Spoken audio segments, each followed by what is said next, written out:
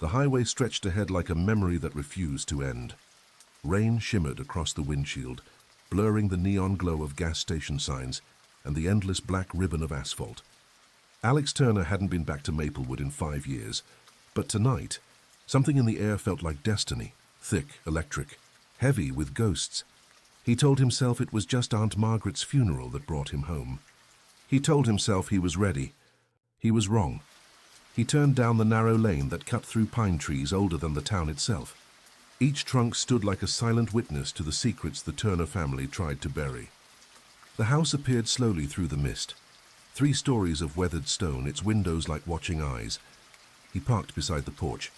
The engine ticked, cooling. For a long time he didn't move. His hand trembled over the keys. Then a voice broke through the rain. "Alex?" He looked up. Emily. She stood under the porch light, arms folded against the cold, hair damp from drizzle. The same hazel eyes, the same quiet fire. 5 years had passed, yet time hadn't dulled the pull between them, only sharpened it into something dangerous. He swallowed the ache rising in his chest. "Hey, Em. 5 years," she said, voice barely above the rain. "You disappeared. I had to. Why? Because I loved you. Because I shouldn't have." But the words died behind his teeth. Before either could speak again, another door creaked open behind her. "Alex, man, you finally showed up." Ethan barreled out, Emily's brother all grins and noise, pulling Alex into a bear hug that smelled of beer and old aftershave. Behind Ethan came Sarah, the New York cousin with a voice like caffeine and a heart too big for her own good. And finally Daniel, the quiet observer whose grey eyes never missed a secret. "Let's get inside," Ethan said. "Here's freezing." As Alex crossed the threshold, the scent hit him, cedar, dust, and faint lavender from Aunt Margaret's old candles. It smelled exactly the same, and that terrified him. Dinner was simple, soup, wine, too much tension. Ethan joked, Sarah teased, Daniel watched, and Emily stayed silent. Alex tried to smile, but his eyes kept finding hers. The candlelight flickered between them like a heartbeat. "So," Ethan said, "how's life in Chicago? You still designing buildings?" "Trying to," Alex said. "But mostly I stare at blueprints and wonder if anything I build will last." Sarah laughed. "That's called adulthood." Emily said nothing. After dinner, Ethan turned on the old record player. Aunt Margaret's favorite jazz vinyl crackled to life, and Sarah dragged Daniel into a lazy dance. Emily slipped toward the porch. Alex followed. Rain whispered against the wood, steady, intimate. She leaned on the railing, staring into the dark yard. "You shouldn't have come back," she said softly. "I didn't have a choice." "There's always a choice." He stepped beside her. "Aunt Margaret wanted me here." "She wanted peace," Emily murmured. "And you coming back doesn't bring that." He searched her face. "You hate me." She turned, eyes shining. "I could never hate you, Alex, that's the problem." Silence again. Only thunder far away. He wanted to tell her everything, how every mile he drove felt like confession. But footsteps sounded behind them. "Daniel." "You two should get some sleep," Daniel said calmly. "Long day tomorrow." There was something odd in his tone, knowing. Alex nodded and went inside. But long after the lights went out, he could still feel Emily's gaze on him, and Daniel's shadow behind it. Morning came grey and thin. Ethan and Sarah left for town. Daniel claimed he'd checked paperwork for the estate. Emily vanished somewhere in the garden. Alone, Alex wandered the halls. Dust floated through beams of light like slow-moving memories. He paused before Aunt Margaret's study, door half open, desk covered in envelopes. One bore his name. He unfolded the brittle paper. "My dear Alex, if you are reading this, then I am gone, and you have finally come home. There are truths buried in this house that must never reach the light, but I trust you will do what is right when the time comes. Forgive me for the things I kept from you. Margaret Turner." He frowned. "What things?" As he slid the letter back, something slipped from beneath the drawer, an old key wrapped in ribbon. On the tag, a single word, attic. He pocketed it. The attic door groaned like a throat-clearing secrets. Dust coated everything. Trunks, portraits, boxes labeled 1978. Family records private. He opened the first trunk. Letters, faded photos. Young Margaret, his father, Emily's mother, smiling beside a lake. Then, under a stack of journals, he found an envelope. The seal was broken long ago. Inside, a page addressed to Emily. He read the first line, and his stomach turned to ice. Emily, the truth must remain buried. What you and Alex share can never be known. He didn't finish before a floorboard creaked. Emily stood in the doorway, eyes wide, face pale. Put it down, she whispered. What is this? She shook her head. For you shouldn't be here. Tell me what this means. She took a step forward, tears forming. Please, Alex, for once, just leave it alone. He folded the paper. Not until I know, her voice broke. Then God help us both. She ran downstairs. The attic light swung behind her, scattering shadows that looked almost human. By night, the air felt heavier. Ethan lit a fire. Sarah played old tunes on guitar. Emily avoided Alex. Daniel kept glancing between them, suspicion sharp in his eyes. Halfway through dinner, thunder rolled outside. Ethan grinned. Another storm. Maplewood's favorite weather. Emily excused herself. Alex followed minutes later. She was in the hallway, staring at a portrait of Aunt Margaret. You looked at the letter, she said without turning. I had to. You always have to know everything, because you never tell me anything. She faced him, tears threatening. You think the truth will fix us? It'll destroy everything we are. What are we, Emily? For a heartbeat, she said nothing. Then, we're a mistake the universe forgot to erase. Lightning flashed. Thunder cracked. He stepped closer. Don't say that. I have to. Because if I don't, I'll forget why we can't. He kissed her. It wasn't gentle. It was years of silence, guilt, love, and denial burning into one breath. She kissed him back, then pushed him away, sobbing. Alex, stop. We can't. Tell me why. Her words came out broken. Because you're my brother. The world went still. Outside, the storm screamed. He staggered back, shaking his head. That's not true. It is, she whispered. Aunt Margaret told me after you left. Your father, my mother, they... No. He pressed his hands to his temples. You're lying. I wish I were. Tears spilled down her face. That's why she sent you away. She couldn't let us find out the wrong way. He sank to his knees, breath ragged. Everything spun. The laughter, the summers, the secret glances. They all turned to ash. Emily reached for him, but he flinched away. Leave me, he choked. She backed down the corridor, sobbing into her palms. From the dining room doorway, Daniel watched, expression unreadable. Hours later, Alex sat on the porch, rain soaking his hair. Footsteps approached. Daniel again. You know, Daniel said quietly. Aunt Margaret wasn't always truthful. Alex looked up, hollow-eyed. Meaning? There are rumors, family rumors, that your father had an affair before he married your mother. But no one ever proved who the child was. Alex's pulse quickened. So Emily might not... I don't know, Daniel said. But Margaret wanted the story buried. Maybe she feared the scandal more than the sin. Alex stared into the darkness. Then I need proof. Be careful where you dig, Daniel warned. Some graves don't like being opened.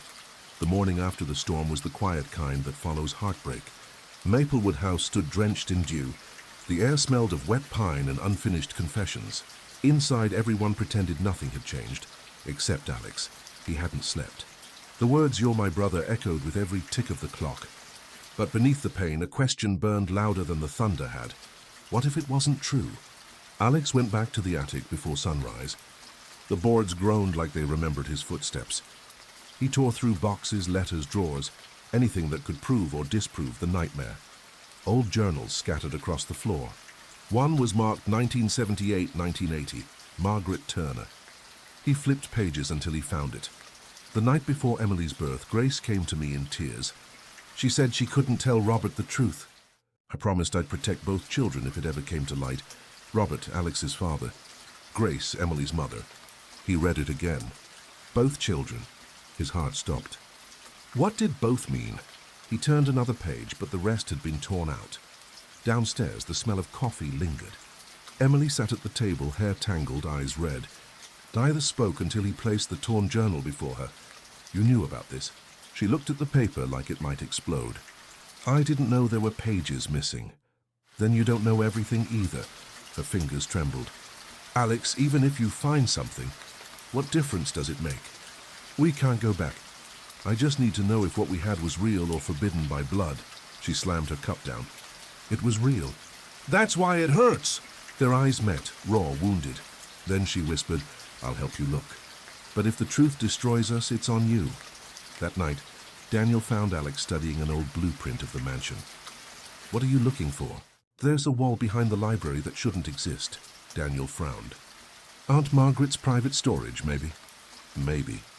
When everyone slept, Alex and Emily crept into the library. The grandfather clock stood against the far wall. Alex pushed. It moved. Behind it, a narrow wooden door. The attic key fit perfectly. Dust spiraled as he turned the lock. His chest tightened. A sob tore out of him, half laugh, half scream. All this pain, all this distance for a lie meant to preserve reputation. He started the car and turned back toward Maplewood. He had to tell her. Back at the mansion, thunder rolled again. Ethan drank alone by the fireplace, guilt gnawing. Emily sat upstairs, watching lightning paint the sky. Daniel paced the hall, hearing something. An engine outside. Alex burst through the front door, soaked, breathless. "Emily!" She ran down the stairs, disbelief flooding her face. "You came back," he held out the letter. "We're not siblings." She lied to us both. Her hands shook as she read. Tears splashed the ink. "Alex," she whispered. He took her face in his hands. "It's over, Emily. We're free." Ethan appeared at the doorway, anger flaring again. "What the hell are you talking about?" Daniel tried to intervene. "Ethan, don't..." But Ethan grabbed the letter, scanned it, then stared at Alex with wild eyes. "You're telling me we broke each other for nothing?" "It wasn't our fault," Alex said. Ethan's voice cracked. "Maybe not, but someone has to pay." He hurled the letter into the fire. Flames roared higher, catching the drapes. Daniel shouted, "Ethan!" The fire... Too late. The curtains blazed. Smoke filled the room. Ethan froze, realization dawning. "Oh, God." Daniel dragged him back while Alex pulled Emily toward the door. The house crackled and screamed as flames devoured the walls. Outside, rain poured, hissing against firelight. They watched Maplewood burn. Their childhood, their lies, everything. Ethan fell to his knees, sobbing. Daniel stood motionless, rain dripping down his face like tears. Emily clung to Alex, whispering, "It's gone, all of it." He looked at her, voice breaking. "No, Em, we're still here." By dawn, Maplewood House was nothing more than a blackened skeleton of timber and smoke. Fire trucks arrived too late. Rain had already done what mercy could not. Emily sat wrapped in a blanket, eyes fixed on the ruins. Ethan was being treated by medics. His hands burned from trying to save old photos. Daniel stood apart, silent, drenched. And Alex just stared at the horizon, where the fire met the morning light. The past 5 years had taken everything from him. His peace, his truth, his home. Now even the lies were gone. "It's over," Emily whispered, her voice barely audible. "Not yet," Alex said. "Not until we know why she lied." Daniel turned toward him.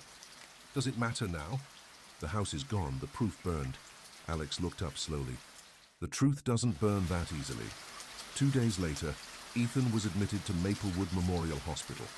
Smoke inhalation, minor burns, and a guilt that medicine couldn't treat. When Alex visited, Ethan wouldn't meet his eyes. "You saved Emily," Ethan muttered. "You always save her," Alex sighed. "I didn't come for that." "Then why are you here?"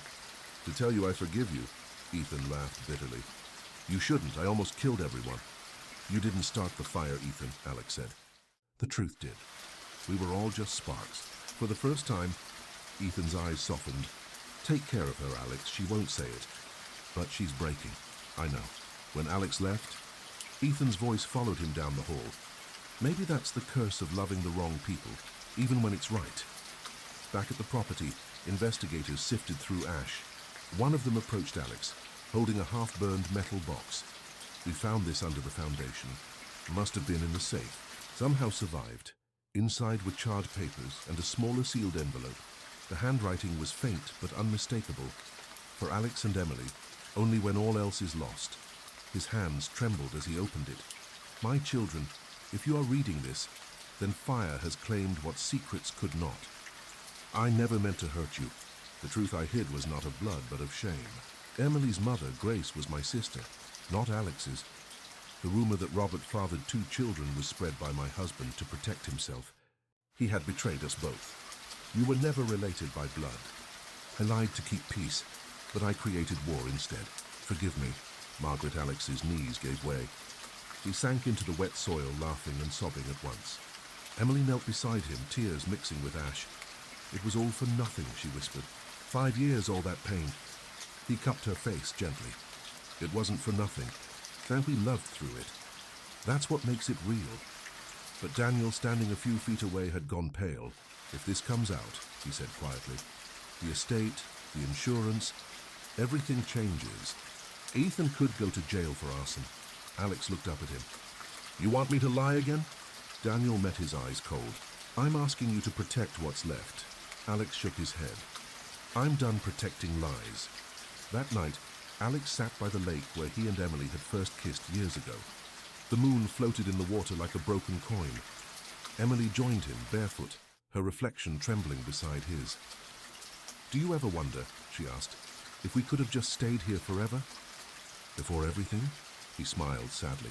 We were kids trying to love in a world built on secrets. She leaned her head on his shoulder. So what now? Now, he said, we start over. Away from here. Away from Maplewood. She nodded slowly. You really think we can? Maybe not today, but someday. They sat in silence. The wind carried the faint smell of smoke from the ruins behind them. A reminder, a ghost. Then headlights cut through the trees. Daniel's car. He stepped out, his face tense. Ethan's gone, he said quietly. He left the hospital. They found a note. Emily's heart sank. What note? Daniel handed it to Alex. I can't live in the shadow of what I've done. I took everything from you, Alex, and from her. I'm going back to where it started. Don't come after me. Ethan Alex's breath caught. He's going to the house. They found him at the edge of the ruins where the chimneys still stood like black teeth. Rain fell again, always rain in Maplewood. Ethan stood near the remains, clutching a bottle of whiskey, his silhouette flickering in the lightning. Ethan, Alex shouted. Ethan turned, eyes hollow. I didn't mean for it to end like this, brother. Then don't let it. Come back with us. Ethan smiled weakly. There's no us left, Alex, just ashes. He stumbled backward, slipping near the collapsed foundation. Alex rushed forward, grabbing his arm, but the ground gave way. A scream, a splash, then silence. The old well behind the house had collapsed with the fire. Rain poured into the black hole where Ethan had fallen. Alex and Daniel scrambled, shouting his name, but it was too late. The last sound was the echo of thunder, or maybe a goodbye. Ethan's body was found the next day.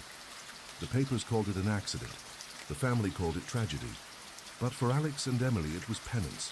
One more soul taken by the weight of Maplewood. After the funeral, Daniel left town. Too many ghosts, he said simply. He never came back. Alex and Emily sold what was left of the land. The money went to restoring the church Aunt Margaret once funded, her name carved into the new bell that rang every Sunday. Yet no matter how far they went, the echo of that bell sounded like rain. The coast of Maine smelled of salt and pine, a small cottage perched on the cliff, waves roaring below. Inside, Emily painted while Alex fixed the roof. They rarely spoke of Maplewood anymore. But sometimes, when the air was too still, she'd look out at the sea and whisper, "Do you think they've forgiven us?" Alex would always answer, "Maybe forgiveness isn't something you get. Maybe it's something you live through." At night, they'd lie awake listening to the ocean. The sound was different from the rain, but it carried the same rhythm, the same pulse of memory. Months later, a package arrived with no sender. Inside was an envelope, sealed in red wax. Emily opened it carefully. To Alex and Emily, if you've made it this far, I'm proud of you. Maplewood's story was never about sin. It was about love surviving in the ruins of fear. Live freely. Live kindly. And when it rains, remember that even storms can cleanse. Aunt Margaret, they read it together, smiling through tears. Outside, the first drops of rain began to fall, soft and slow, like forgiveness itself. Emily looked up. It's raining again. Alex took her hand. Then maybe it's time to dance. He pulled her close under the grey sky, both of them laughing through tears as the ocean roared below and the rain washed over them. Not as punishment, but as grace. I love you, she whispered. Always have, he said. Always will.